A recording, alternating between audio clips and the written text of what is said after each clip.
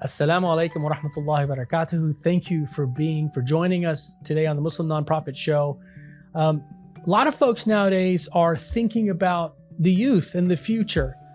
In this next episode, I have a guest who is going to blow your mind when it comes to sort of like what inspired him, something completely unexpected in how he took on the challenge of, no, this is a youth leadership problem. Usually, if you're like me, you're like, hey, a lot of these kids nowadays, they don't have their identity. We need to help them quit smoking, get off weed, stop drinking, all those things. We need to help them get a better education, learn how to know the Quran better. No, this is something completely different inspired this organization, this brother, this founder, Ayman Nassar, founder of Ilia, Islamic Leadership Institute of America, and his tips profound. You really want to pay attention. The information is deep. This one's deep. Pay attention. It's coming in right now on the Muslim Nonprofit Show. Let's all welcome Ayman Nassar. Assalamu alaikum wa rahmatullahi wa barakatuhu, my good friend Ayman Nassar. Ayman, thanks for being on the show today. Wa alaikum assalam wa rahmatullahi wa barakatuhu, Brother Tayyab. It's an honor to be here. Thank you very much for the invitation. Honor is all ours. Yeah, so man, it's been a few years that we've met and we've interacted. Ilia, youth and youth leadership is close to my heart because I was in high school when my life changed, and that was made possible because there were people like you that decided, hey, we're going to do something for youth. What happened in that moment? What was going on? Think back. What was happening then that you said, you know what? I need to do something here. Bismillah ar-Rahman ar-Rahim. Alhamdulillahi Rabbil Alameen. Wassalatu wassalamu ala Sayyidina Muhammad Khatamul Nabiyyin. That's a great question, and thank you for your interest.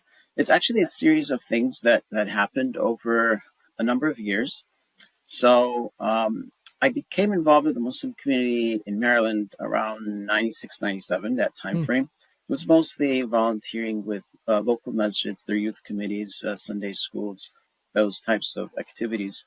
And that gave me a good, feel for the needs of young people, elementary, middle school. And then I became part of a number of boards of local masjids, and my role was more community engagement.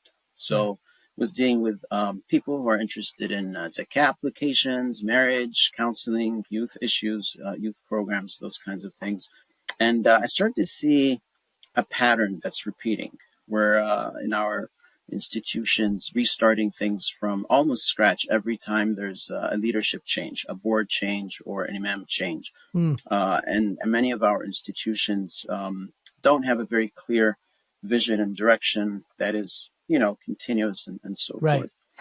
So it kind of sparked a little interest in my mind as I was finishing up a 6-year term at as a board member at a local masjid. Is like, why is that the case? But coincidentally, also, I came across Brother Amir Muhammad. He's the founder of the American Islamic Museum here in Washington, D.C. Oh, wow. Great brother. He's done a lot of research on the history of Muslims and Islam in this continent or country. We got to get him on the show. Have you met him before? I haven't. I'd love an introduction. That's first. You should started a museum. Mashallah. I can connect you with him. Yeah, he's an awesome brother.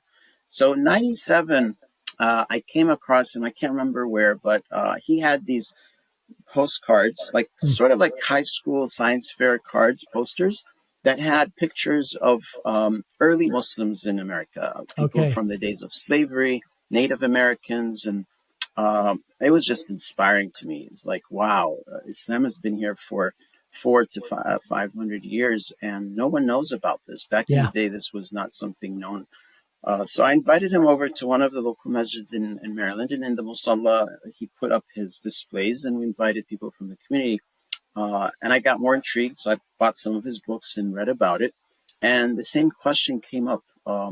Muslims were here for 400 or 500 years. What happened? How come even Medina? I'm blown away by that too, because my whole life I've always imagined the first masjid in America, Iowa, and that picture comes to my mind as the first time Muslims were in America. But you're saying 400 to 500 years. Okay, so he sets up in this masjid, That masjid, they call it the Mother Masjid. And it's the oldest operating masjid in America since 1932, I believe, in Iowa. MashaAllah. Cedar Rapids specifically, but they're older ones from the 1700s. They've been burnt down or just neglected. And he has some pictures of some of those early ones, in that state. But I visited a number of old Muslim towns, Mecca, Indiana, for example. They have a small Sunday weekend school. It's a U.S. historic landmark today. If you remember those little houses on the prairie type of schools, one room with 20 desks or so, and the librarian told us her grandmother told her that Syrians used to cross the river over Mecca Bridge and go to their weekend school, drop their kids off to learn, and they pick them up at the end of the day to go back to the town. And that bridge it's a covered bridge called Mecca Bridge. That's like quarter of a mile from the town. It's a very small, short walking distance.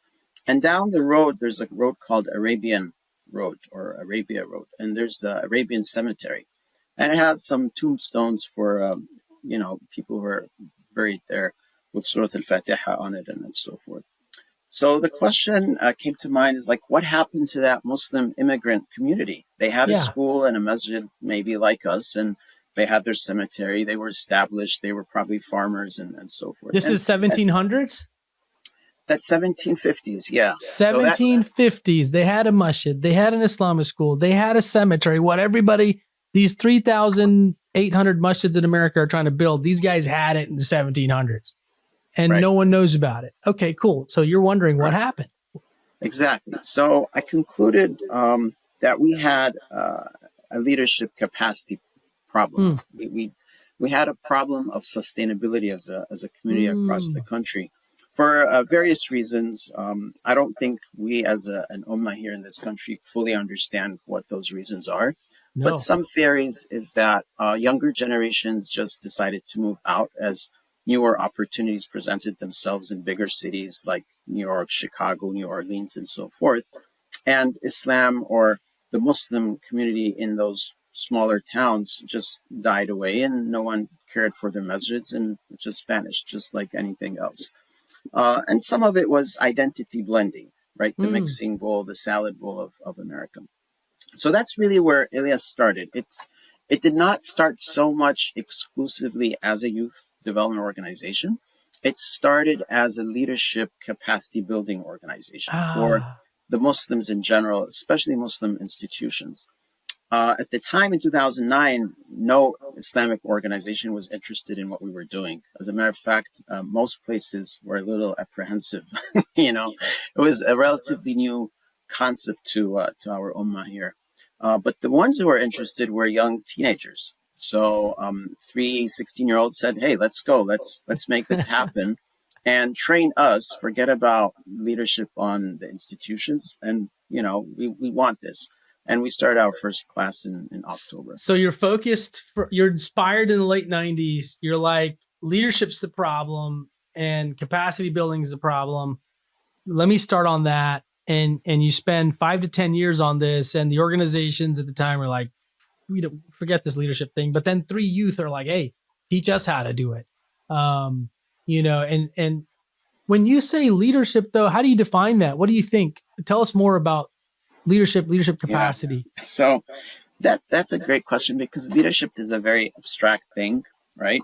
But from our perspective as Muslims, it's to serve for the cause of Allah subhanahu wa ta'ala. So Allah subhanahu wa ta'ala, in the Quran, He says, وَجَعَلْنَا مِنْهُمْ أَئِمَّةً يَهْدُونَ بِأَمْرِنَا. We've made from amongst them leaders or imams that guide with our command when they're patient or they're upholding the justice. So for us, it's really to serve Allah subhanahu wa ta'ala's way. And we tell the youth, to be a good leader, you have to be a good follower first, follower of Allah subhanahu wa ta'ala. And even when you're younger, follower of your parents, follower of your mentors, your teachers, and so forth. So basically being disciplined, integrity, these kinds of things. So now the youth are saying, hey, show us how to be leaders. What happens next? Now is Ilia organized? Is it, you have a board? Are you fundraising? So Yeah. yeah, we started our first. We were incorporated in June 22nd, 2009, the year 1430 Hijri. We had our first class developed with a book called Mountain Strong Patience in Practice. So our Yeah. first leadership quality was patience. It is MashaAllah. basically a small version of Ibn Qayyim al-Jawziyya's book on patience, about 40 pages. I think it was the first nonfiction, non-academic, kind of textbook, weekend school textbook for Muslim preteens and teenagers on that topic. So it was the first leadership trait that we came out with was patience, and that was the first class we offered in October of 2009. So about a couple of months later, it took us a couple of months to kind of set up our registration system and get things organized. We started with $10. We opened a bank account. We put $10. It's totally organic. The youth were pitching in. The parents were paying for the fees. It was $50 for the trip, full day from Fajr to Isha. And Isha at the time was like late 9:30 or so. But it was an awesome trip. So the youth learned the idea of patience. Is you hike a very difficult mountain in the Shenandoah, 1,200 feet, but then you get a reward of swimming in some natural pools of water. But guess what? It's not going to be for too long. You're going to have to walk back up, which is more difficult than the descent to go back home. So it was quite an experience for many young boys, and a lot of them were very challenged, started to, show signs of discomfort and pain, and, and some started crying and stuff.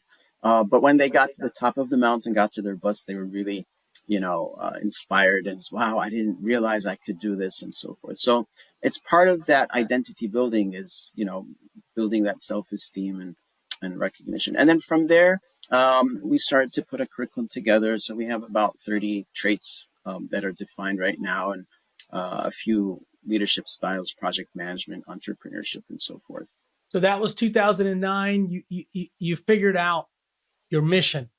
Your mission was, hey, we need to build more leadership capacity. Then you nuanced your mission and said, this is the focus, the beneficiary focus is youth. And then now you're building your mission product, your mission program. In our work, in my work, in my doctorate research, we call that mission market fit. So you've got your mission, then next is the market piece. So we're 15 years now from that moment. When you think about your organization, and you're building the business of doing good, tell me, like, what was that journey like, and what were some of the challenges that you faced and how you overcame them? It was, as you would imagine, a very difficult journey, very challenging. What I did not share is I have spent 30 years in the technology field. I'm an engineer by education, electrical engineer, and did a lot of IT and communications, telecom work. After 9/11, I became more involved with the Muslim community before Ilia. So that was 8 years prior with many of our other organizations, CARE, MASS, MPAC, etc., and so forth. But as you probably know, the nonprofit journey is very difficult. So the reason I say this is because in the for-profit world, it was really easy to secure $20 million to start a high-tech product, not even a program, right? And all I needed was 10 slides, go talk to the vice president or the president, you get the money and you start, and etc. But in the nonprofit world, to just raise 20,000 is way more difficult. Yeah. So it's been a very challenging, interesting journey. The organization started as a part-time weekend organization. So myself and a few other professionals like yourself just giving our time on the weekend, taking a bunch of kids, renting a bus, etc. But after a number of years, the demand has increased. So these youth who would go on trips and retreats, and we would have exams for them, and they would kind of get promoted to the next level or class, etc. They started having needs. They're now teenagers. They have other needs to figure out who they are, how they fit in American society. They're having maybe challenges communicating with their parents, understanding how to start their life as they enter to the college stage, starting a family, etc. So we have grown organically based on need. And it's kind of like what you alluded to, that market fit. But the challenge was always the sustainability, right? There's not enough volume of participants to bring enough revenue that justifies an operation. But yet it gets to a point where sometimes there's no other resource available. So we started the first Muslim-run youth crisis line in America in 2015.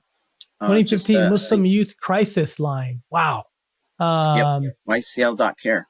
Wow, I got to have a whole nother conversation about what happened, what inspired that. What were you thinking? Because, nowadays, the most latest topics that are now reached mainstream is Muslim youth mental health crisis. And you're 10 years ahead of that, subhanAllah. But sorry, I interrupted you. Tell us about the nonprofit. That's a great topic. And I think, like you said, it's probably worth another discussion on its own. But the point I wanted to bring out to kind of slightly just give the audience the correct perspective, we always adapt to market changes, right? So today, with the current political climate and technology, social media is very different than 15 years ago. And hence we have to adapt. Today, our more demand is career empowerment. There's a lot of demand on that.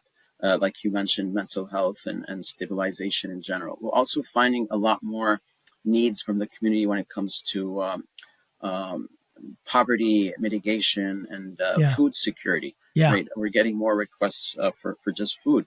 15 years ago, the challenges were different. It was more people worried about substance abuse, teenagers smoking, and things like that. I mean, these problems still exist, but they're not out there.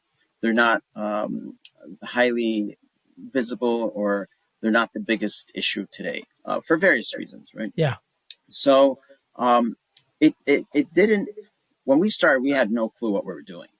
And we didn't get our curriculum structured till 3 years later, in 2012, really. And those 10 years prior to starting the organization, there was maybe a subconscious idea that we needed something like this, but it never happened until June 24th, 2009. Just a light bulb went on. Immediately that same day, I wrote an articles of incorporation. I expedited it, put it online, $50 extra, because I didn't want to lose momentum and just sleep on it. As you know, sometimes things just don't happen if that happens. I was very quick, and then I told the youth, "Hey, this is what we've done. What do you think?" It's like, "Hey, let's go." What's crazy? It's very normal that when you start something, you have no idea what you're doing.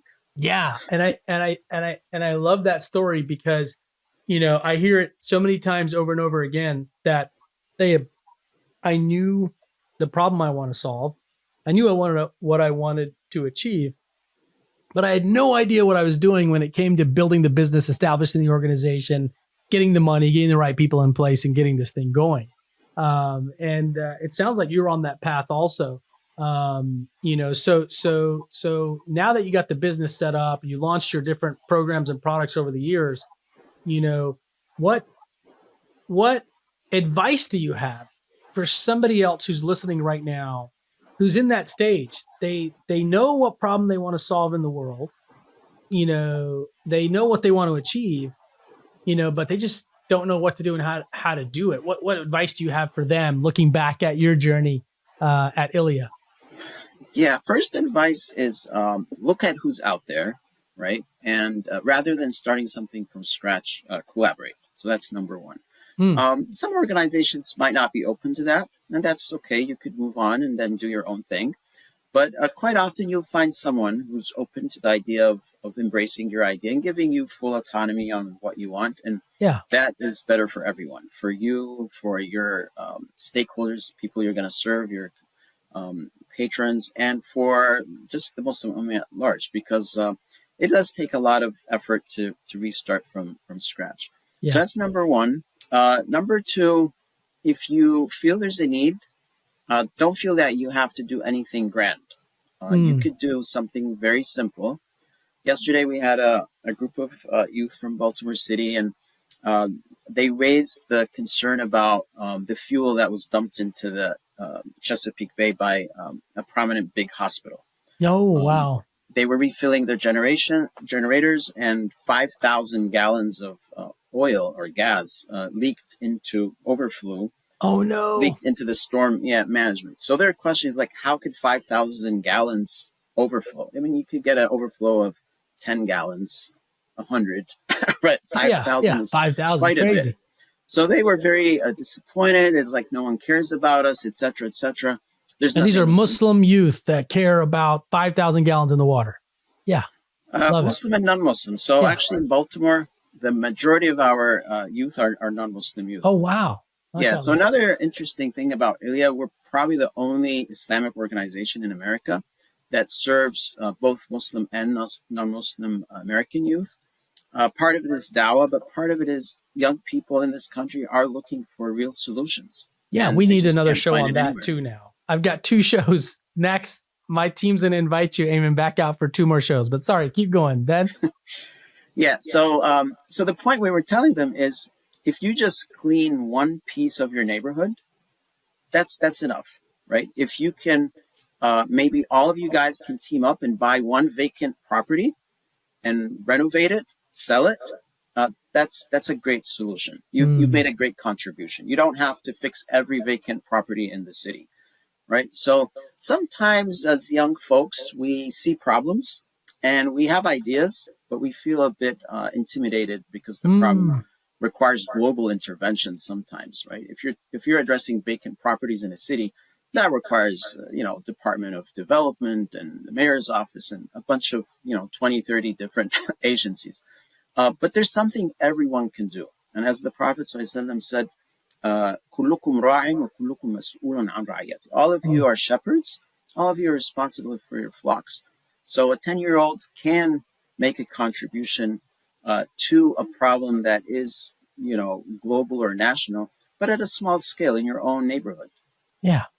MashaAllah. No, Ayman, so much. We got to talk about the youth mental health crisis line in 2015. We got to come back for that.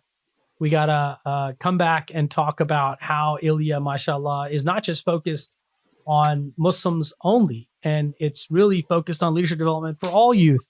I think that's great. And, the tip you shared for all of our listeners out there, number one is focus, look for someone else who's already doing it.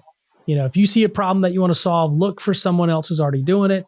And number 2 is start from your neighborhood, start from your area, and I love your words, Ayman. You're like, don't get bogged down or intimidated by, grandeur ideas. Start from your neighborhood. Jazakumullah khairan. Thank you so much. Thank you for the work that Ilia is doing to make the world a better place. Thank you for being on the show today, and look forward to having you back out, inshallah. Jazakumullah khairan. My pleasure. Thank you, Brother Tayyab. I think this is a great initiative.